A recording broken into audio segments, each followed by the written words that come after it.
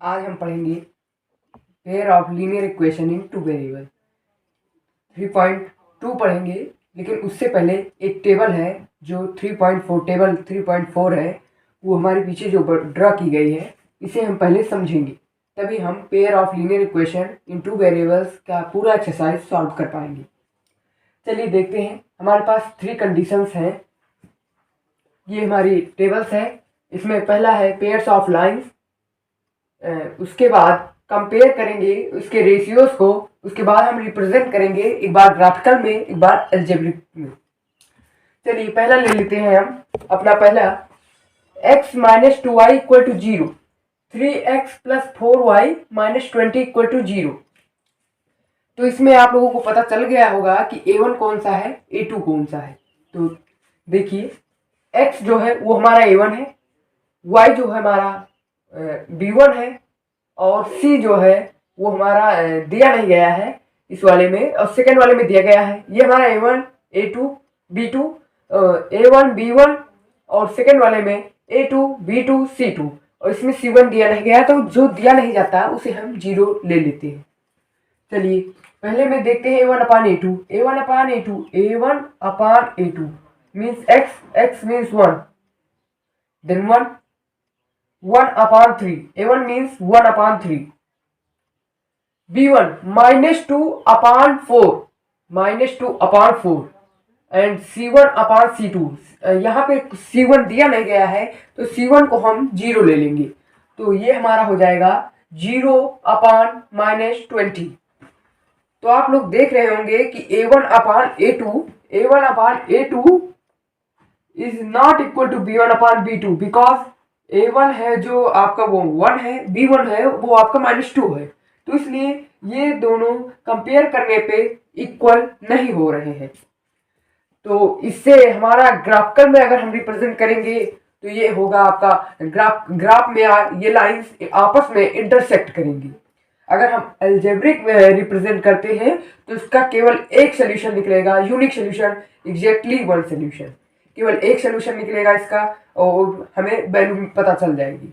अगर ग्राफिकल में रिप्रेजेंट करेंगे तो ये दोनों लाइन आपस में इंटरसेक्ट करेंगी, तो इन दोनों के बीच के इंटरसेक्टिंग लाइन के बीच वाला पॉइंट जो होगा वो हमारा सोल्यूशन होगा, मीन्स एक ही सोल्यूशन निकलेगा। देखिए ग्राफ में लाइन जो है वो ऐसे इंटरसेक्ट करेगी, तो ऐसे इंटरसेक्ट करने पे ये जो बीच वाला पॉइंट हमें मिलेगा यही हमारा आंसर हो जाएगा। केवल हमें एक ही आंसर मिल रहा है, तो एग्जैक्टली वन सोल्यूशन अलजेब्रिक में, ग्राफिकल में इंटरसेक्टिंग लाइन।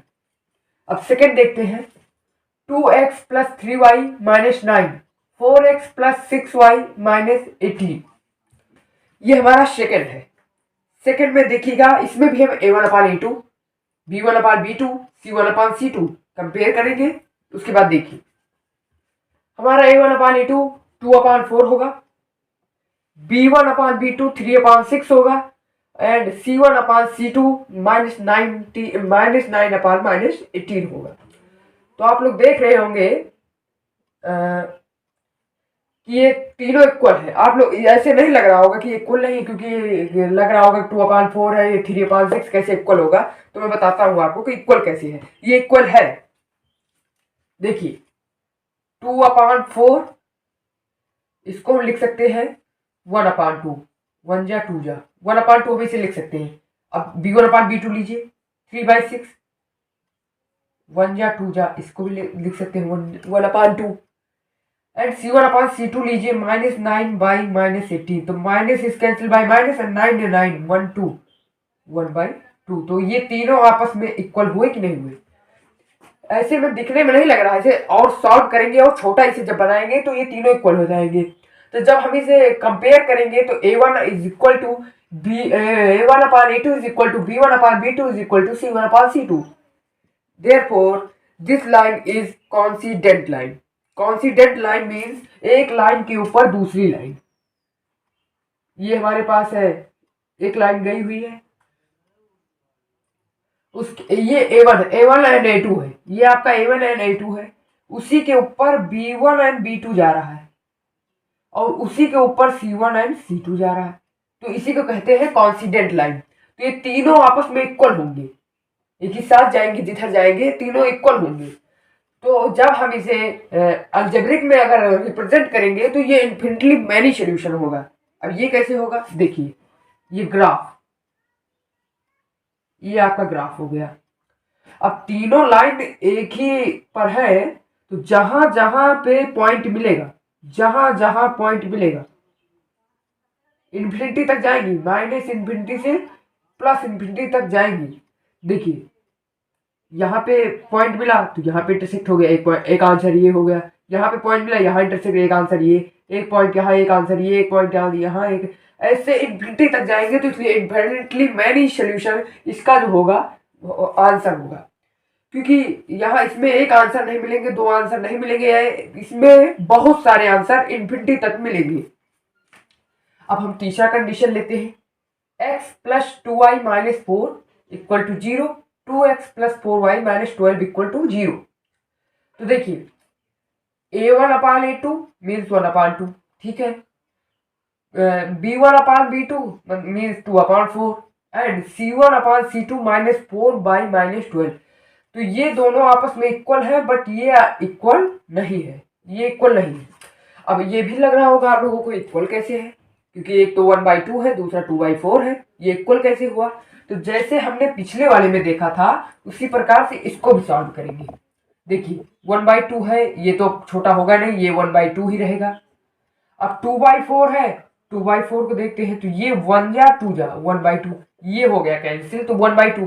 तो ये दोनों आपस में इक्वल हुए, ये तो नहीं होगा क्योंकि -4 -12 minus cancel bye minus and 1 3, ये 1/3 आ रहा है। तो ये दोनों आपस में इक्वल है, बट ये नहीं इक्वल नहीं है क्योंकि 1/3 आ रहा है।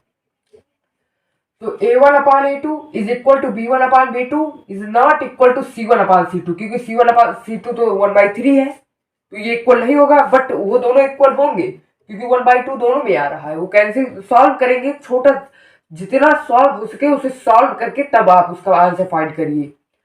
उसके बाद अब इसे अगर ग्राफिकल रिप्रेजेंट करना है तो ये पैरेलल लाइन जाएगी कुछ इस प्रकार से। देखिए एक पॉइंट ऐसे जाएगा, दूसरा पॉइंट इसी से ठीक पैरेलल, चाहे इतनी दूर पे हो, चाहे इतनी दूर पे हो, चाहे इतनी दूर पे हो, चाहे एकदम पास से हो, लेकिन इससे पैरेलल हमेशा जाएगी। चाहे ऐसी लाइन हो तब भी पैरेलल, ऐसी लाइन हो तब भी पैरेलल, मतलब ये पैरेलल ही रहेगी अंत तक, इन्फिनिटी तक ये लाइन पैरेलल होगी।